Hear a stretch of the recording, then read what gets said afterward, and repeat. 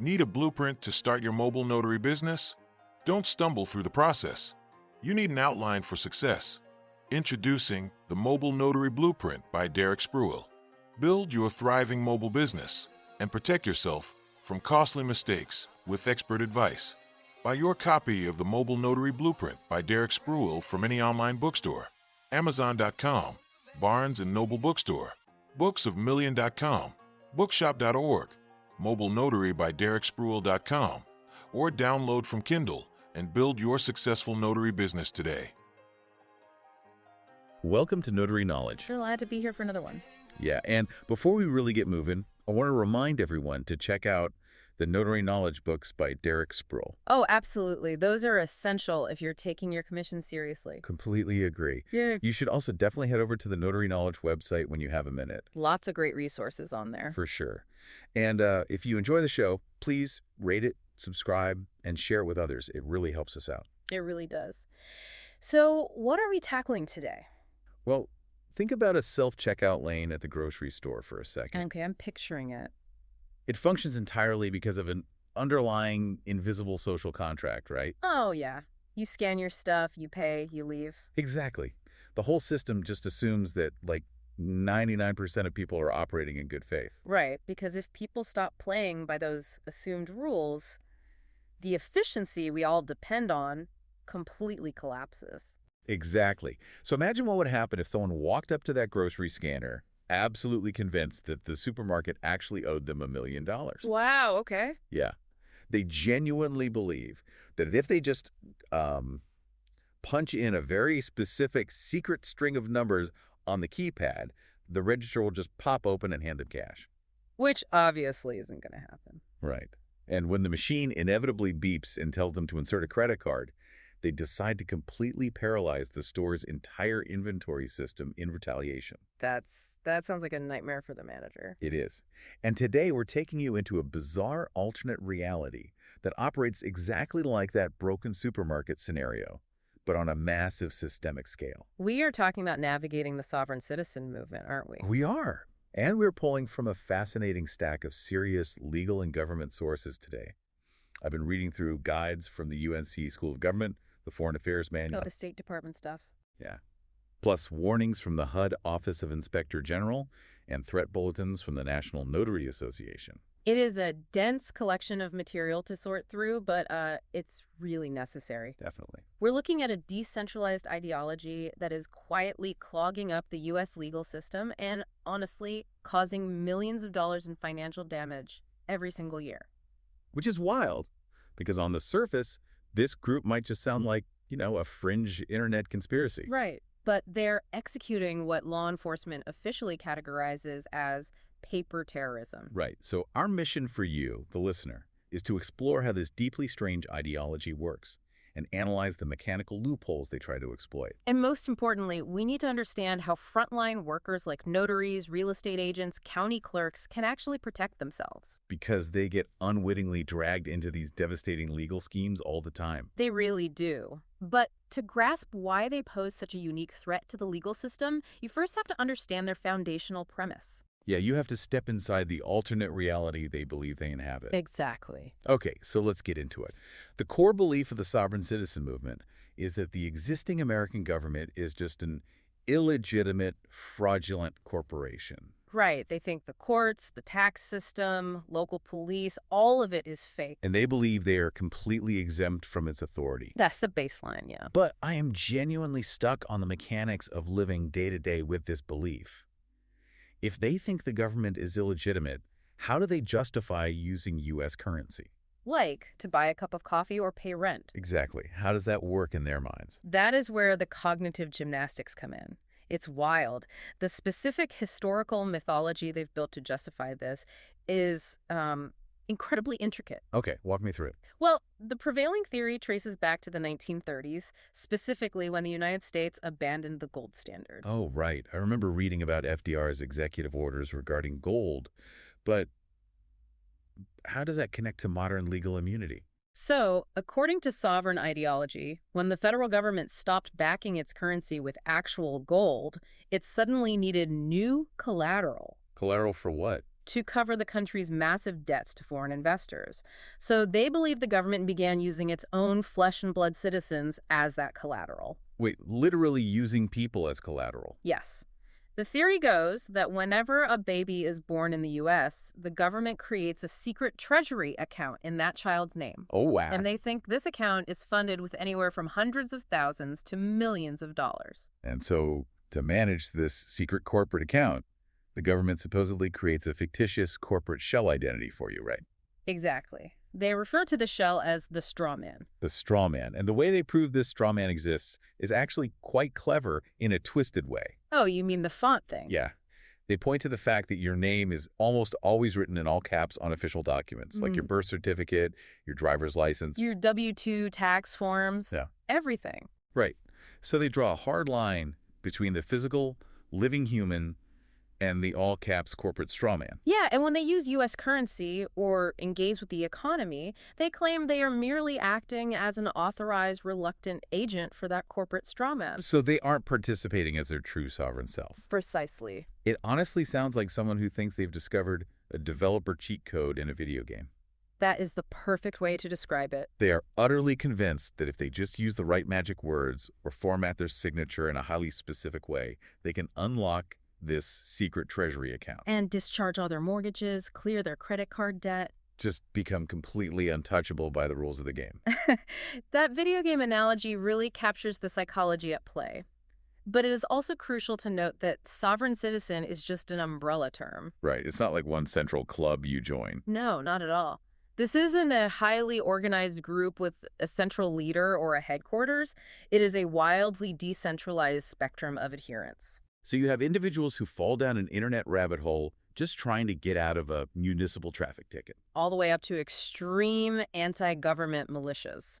Now, I was looking through our notes, and there was a mention of a 1787 treaty with Morocco. Ah, yes. How on earth does an 18th century treaty factor into someone trying to get out of a modern speeding ticket? Well, you're referring to a specific faction often associated with Moorish Science Temple adherents or the Moorish nation. Okay. Some followers of this specific ideology claim that a 1787 treaty of peace and friendship between the U.S. and Morocco grants them special diplomatic immunity. Immunity from American laws today. Exactly. And others might claim to hold fictitious seats at the United Nations for indigenous peoples. So there are a bunch of different flavors to it. Yeah, but despite the different flavors of the mythology, they all share the exact same quasi-legal belief regarding the all-caps straw man. And the illegitimate corporate government. But that raises a massive logical contradiction for me. If these individuals completely reject the authority of the U.S. government Right. and view it as a fake corporation, why are they so obsessed with filing official government paperwork? That is the big question. Like, why interact with the county clerk's office at all? Well, it reveals a fascinating psychological quirk. They reject the statutory government, the actual laws passed by legislatures, but they deeply believe in their own highly distorted, almost mystical version of common law. Okay, so in their minds, government forms and public registries possess an inherent binding power. Yes. Since they don't believe in the government's physical authority, they attack it by weaponizing its own bureaucratic infrastructure against it. Oh, they use the weight of the system to crush the system. Exactly. Hence the term paper terrorism. That makes total sense now. Yeah, they flood clerks, courts, and real estate offices with hundreds of pages of nonsensical pseudo-legal documents. And one of their absolute favorite tools for this is the UCC, the Uniform Commercial Code. Oh, they love the UCC. I need you to break down this concept for me because the sources mentioned it repeatedly. From what I understand, the Uniform Commercial Code is just a standard set of laws for business transactions. Right, across state lines. So how do you weaponize commercial code? Well, think of a UCC financing statement as a public bulletin board for debts. Okay. If you finance a tractor for your farm, the bank files a UCC statement to publicly declare, hey, we have a financial interest in this specific tractor until the loan is paid. Staggered stuff. Right. But sovereign citizens file wildly fraudulent UCC statements claiming that they, the physical person, have a secured financial interest in their own corporate strawman account. Wow. But don't these filings eventually expire or get rejected by the state? You'd think so, but they exploit incredibly niche loopholes to prevent that. Legitimate UCC rules allow certain entities, like interstate railroads, to file as a transmitting utility. Like transmitting utility. Yeah, because a railroad operates continuously across multiple jurisdictions, a transmitting utility filing never lapses or expires. Oh, no. So they use that. Sovereign citizens will routinely check the transmitting utility box on their bogus forms just to ensure their fake liens become a permanent, unexpiring nightmare. That is so devious. And the chaos goes way beyond just annoying clerks with weird forms. Way beyond. The Department of Housing and Urban Development's Office of Inspector General, the HUD OIG, put out a massive warning about real estate scams. The real estate stuff is terrifying. I am definitely not a real estate lawyer, so explain this to me. The sources mention sovereigns using fake quitclaim deeds to steal properties. What is a quitclaim deed? It's actually a very simple legal document used to transfer whatever interest you have in a property to someone else. Okay, but how does that lead to theft? Because it makes absolutely no guarantees about the title. If I sign a quitclaim deed giving you my interest in the Brooklyn Bridge, you now own exactly what I owned. Which is 0%. Exactly, 0%. But the crucial vulnerability is that county recorders operate purely in an administrative capacity. Wait, so county clerks operate like a library book return drop box? Basically, yeah. Like the box doesn't open the book to read the plot or see if it actually belongs to that specific library. It just takes whatever you shoved into the slot. That is a brilliant way to picture it. The public records system assumes you're acting in good faith. The clerk's office is an administrative repository, not an investigative agency. So if the form is filled out correctly and the fee is paid, they just stamp it. They stamp it and record it into the public record. So sovereign citizens find a vacant or foreclosed home, file a quitclaim deed transferring the property from the bank to themselves, and simply move in.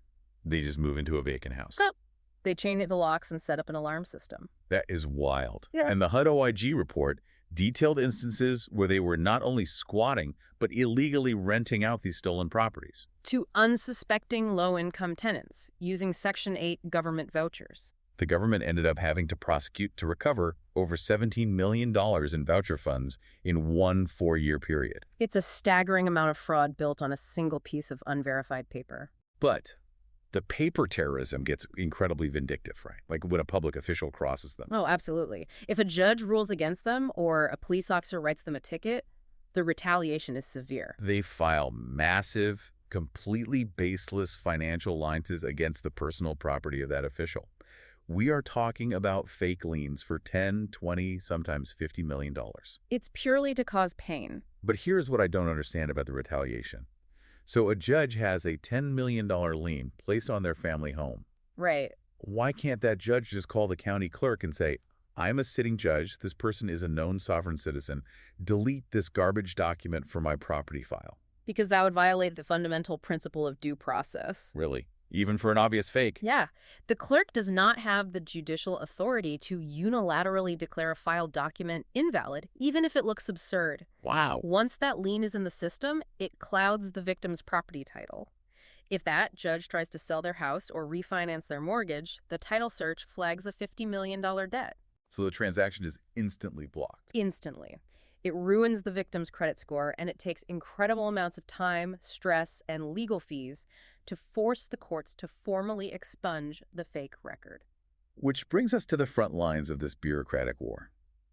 To file these fake documents, the bogus deeds, the retaliatory liens, they need them to look official. Yes, they inevitably need to get those documents authenticated. And that puts notaries public directly in the crosshairs. Absolutely. Notaries are the foundational gatekeepers of public trust in document execution.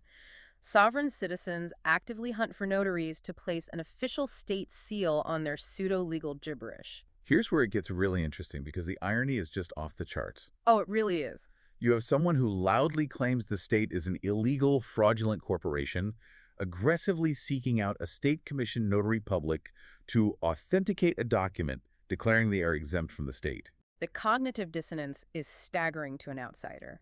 But within their belief system, that state notary stamp is the literal magic spell that activates the document's power in the common law realm. So if you are a notary or a bank teller or a clerk, how do you spot them before they hijack your stamp? You have to know what to look for. Our sources outline some incredibly specific visual clues. Very distinctive markers. Because they are obsessed with separating the living soul from the corporate strawman, they heavily favor red ink.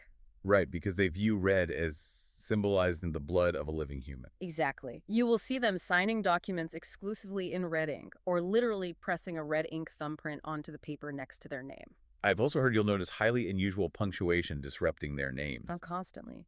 Instead of standard formatting, a name might be typed as John-Robert Doe, Or they will append suffixes like El Bey or Noble. which is particularly common within the Moorish nation factions we discussed earlier. And their mailing addresses are a dead giveaway too, right? Yes. They'll put their zip code in brackets, like bracket 12345, bracket. Or they'll use the word near before the city name, like near Seattle. Putting brackets around the zip code is their legal strategy for signifying that they are physically located outside of federal postal jurisdiction. While still technically receiving the mail, of course. Right, naturally. You'll also see bizarre legal catchphrases sprinkled randomly throughout the text. Terms like sui juris, accepted for value, or without prejudice. They might even put a copyright symbol next to their own name, claiming they have trademarked their physical body. But the most immediate red flag occurs during the identity verification phase, doesn't it? Always. When a notary asks them for ID, which is a fundamental requirement of the job, they frequently present completely fictitious identification cards. The sources list things like a homemade world passport or an official-looking ID from the MUR Republic or the Free State Republic. And if you ask for a standard state driver's license, they will aggressively refuse. They claim that carrying a state ID enters them into a commercial contract with the illegitimate government. Exactly. But hold on, aren't notaries supposed to be completely impartial public servants? They are. If I walk into a bank and want a completely ridiculous, legally meaningless letter to my neighbor notarized, as long as I have my valid ID, doesn't the notary have to do it? That raises a really important question about the legal boundaries of a public commission. Because they can't police my weird political beliefs. Right. Under traditional law, a notary's duty is ministerial. They are primarily there to verify the identity of the signer and confirm they are signing willingly. So they don't judge the legal validity or the contents of the document itself? They don't. In many jurisdictions, refusing service based on personal bias or a disagreement with the document's content can actually lead to the notary losing their commission. So the notary is trapped. They see a blatantly fraudulent $30 million lien against a police officer, and they are legally forced to stamp it. No, and that is a crucial distinction that authorities are trying to clarify. Okay, good. While a notary cannot evaluate the content for legal perfection, they have a superseding, overriding duty to prevent obvious fraud. You are never required to be blindly obedient to a scam. Exactly. Federal and state governments are finally recognizing the threat and passing specific rules to give notaries the legal cover they need to say no. Let's look at how that legislative fight is playing out state by state. At the federal level, the U.S. State Department is incredibly blunt. Oh, they don't mess around. They explicitly direct all embassies and consulates to refuse notary services for any documents claiming sovereignty, immunity, or relinquishment of citizenship. They literally tell their diplomats, do not touch this. And state legislatures are realizing they have to follow suit. Mississippi, for example, instituted Administrative Rule 5.6. What does that do? It explicitly requires notaries to refuse a notarization if they have good reason to believe the act is for an unlawful or improper purpose. So it mandates that the notary perform a superficial check to ensure they aren't participating in a fraud scheme. Exactly. And Oregon tackled it by passing House Bill 2253. Right. That law explicitly allows the Secretary of State and individual notaries to refuse to certify documents that claim allegiance to a fake government. Or claim immunity from state law. California takes a different approach, right? By building the defense into their strict compliance standards for identification. Yeah, California law mandates that a notary absolutely must have a valid, state-approved, government-issued ID to proceed. So when the individual slides a world passport or a MUR Republic card across the counter, it triggers an automatic procedural refusal. The notary doesn't even need to argue about the crazy document or the sovereign ideology. one just fall back on the statute. Like, without a valid state-issued ID, I am legally prohibited from proceeding. Which is the safest way to handle it. Which brings us to the physical reality of these encounters. What happens at the counter when you say no? It gets tense. Refusing service to someone deeply entrenched in this ideology is incredibly risky. Our sources, including FBI threat assessments, note that these encounters can escalate rapidly. Sovereign citizens are highly confrontational. So how does a professional protect themselves in that moment? The primary rule of operational security is never debate the law with them. Do not engage in the pseudo-legal argument. Never. They have a rehearsed script. They often record the interaction on their smartphones, hoping for a viral confrontation. They desperately want to draw you into their twisted logic maze. Exactly. A professional has to remain completely neutral and stick exclusively to objective statutory requirements. Simply repeat, state law prohibits me from proceeding without a valid state ID. Another massive vulnerability the sources emphasize is the physical notary stamp itself. Oh, that is huge. If a sovereign citizen manages to snatch a notary stamp off the desk during an argument, it is a catastrophic security breach. They can use that stolen stamp to commit massive real estate fraud, forging the notary seal on dozens of fake deeds from their living room. Those stamps must be locked away the second they aren't being used. Like we talked about in prior shows, securing your tools is day one stuff. Along with securing the stamp, maintaining a meticulous chronological notary journal is vital. Because if they file a retaliatory lawsuit against you, Or if law enforcement is investigating a forged quitclaim deed down the line, that physical journal is your ultimate defense. it proves you followed the law, checked the appropriate IDs, and operated strictly by the book. Exactly. All right, before we move on to the systemic defense, let's jump into one of my favorite segments. Good question. What would you do? Oh, I love these. We've got some wild scenarios sent in by listeners. Let's start with Violet in Texas. She asks, what do you do if a signer shows up with a live parrot on their shoulder and it keeps squawking over the oath? Oh, wow. Well, you have to verify willingness and competence. If the parrot is a distraction, politely ask them to step outside or put the bird in another room for a minute. You need a clear verbal affirmation. Makes sense. Okay, Eli in Maine. He says he got snowed in at a signer's house during a massive blizzard after finishing the paperwork. Oh, no. Boundaries are key here. You stay professional. If you absolutely cannot drive safely, you maintain a polite distance, maybe wait in the living room or your car if it's safe to run the heater, but keep it strictly business until the plow comes. Right. Aurora in Washington asks, what if the signer spills a massive cup of coffee all over the document right before they sign? You need a clean copy. You cannot notarize a damaged, illegible document. Print a new one or have them get a new one and start the process over. Jillian in Alabama writes, I knock on the door for mobile signing and the signer answered completely naked. What would you do? Turn around and walk away immediately. Your personal safety and professional boundaries come first. You just leave. Fair enough.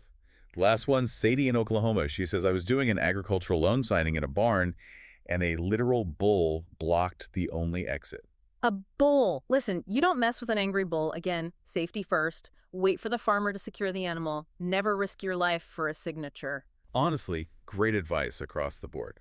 So getting back to our topic, that handles the immediate danger at the counter. Right. But what about the systemic defense? If traditional civil lawsuits against sovereign citizens fail because they ignore the courts or just don't have money to pay damages, how does the system fight back? The legislative landscape has had to completely adapt to the fact that civil remedies are useless against paper terrorism. So what are they doing? 37 states have now enacted laws making the filing of fraudulent liens a specific criminal offense. Oh, okay. Like North Carolina, they enacted a statute making it a Class 1 felony to knowingly file a false lien against a public officer. Right, and Nebraska makes it a Class 4 felony.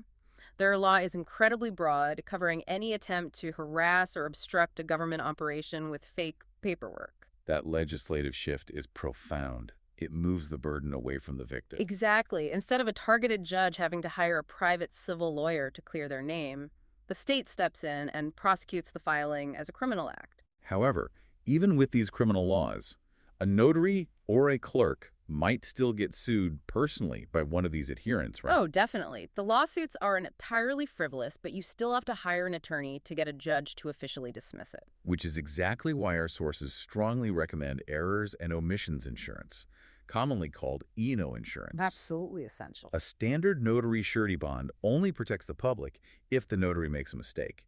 But E&O insurance protects the notary's personal bank account. It covers the legal defense costs against these bogus sovereign citizen lawsuits. It has essentially become hazard pay for anyone dealing with public document verification. It is a necessary shield. The era of assuming every individual interacting with the bureaucracy is doing so in good faith is, unfortunately, coming to an end in many respects. It really is. We started this journey talking about what happens when a fringe internet theory about secret gold standard bank accounts in all caps, straw men, collides with the real world. And we see it transforms from a quirky rabbit hole into a tangible, systemic threat. It creates living nightmares for innocent property owners facing fake eviction deeds. And for judges and police officers dealing with ruined credit from retaliatory liens. And for notaries just trying to do their job safely. It's a huge burden on everyone. And it leaves us with something really provocative to think about regarding the future of our institutions. What's that? Well, the analog paper terrorism we discussed today takes a lot of manual effort, right? Typing up 50-page liens, finding notaries, physically mailing documents to clerks. Yeah, it's labor-intensive. But we are rapidly entering an era of generative AI and automated language models. Oh, wow. If a single person armed with a typewriter and a twisted ideology can cause millions of dollars in the damage to our public recording system today, what happens when they hook this ideology up to an AI? That's a terrifying thought. Does paper terrorism evolve into an automated, infinite denial-of-service attack on our courts and property records? How would local governments even survive that? When the generation of flawless, fake legal documents takes milliseconds instead of hours, it's definitely something to mull over the next time you sign a mundane piece of official paperwork. Absolutely. Well, remember, if you have questions or bizarre scenarios of your own, email your questions to Derrick at derrickspruill.com. We will try to answer as soon as possible at the end of our shows. Send them in. We love reading them. Big thanks to our team. Executive producer Derrick Spruill, lead writer Marylyn Trotter, graphics by Eddie Montes Travis, music by Thomas Bynum, and produced by magnificent Workz Business Solutions. Great team. Don't just be listeners of the knowledge, be doers of the knowledge. This is Notary Knowledge. Until next time. To obtain more notary knowledge, explore the full collection of books by Derrick Spruill and find the perfect book for your notary business. Visit any online bookstore, Amazon.com, Barnes & Noble Bookstore, booksofmillion.com, bookshop.org, Mobile Notary by DerrickSpruill.com, or download from Kindle to obtain your essential notary book to help with all your notarization starting today.